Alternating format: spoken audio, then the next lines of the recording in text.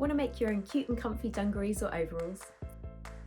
Hi, I'm Tilly from Tilly and the Buttons, and I'm excited to tell you about our Erin Dungarees Sewalong, brought to you with thanks to support from Janome.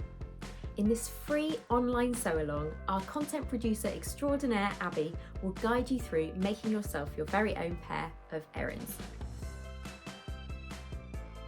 From choosing and cutting your fabric through all the sewing steps, with plenty of tips, tricks and inspiration peppered along the way. Whether you've only sewn a few things before or are a seasoned pro, we hope you'll enjoy sewing along with Abby as well as like-minded stitchers around the globe. Simple to sew, Erin works in a wide variety of fabrics, including needle cord, linen, viscose, even low stretch knits like French Terry and Ponte Roma.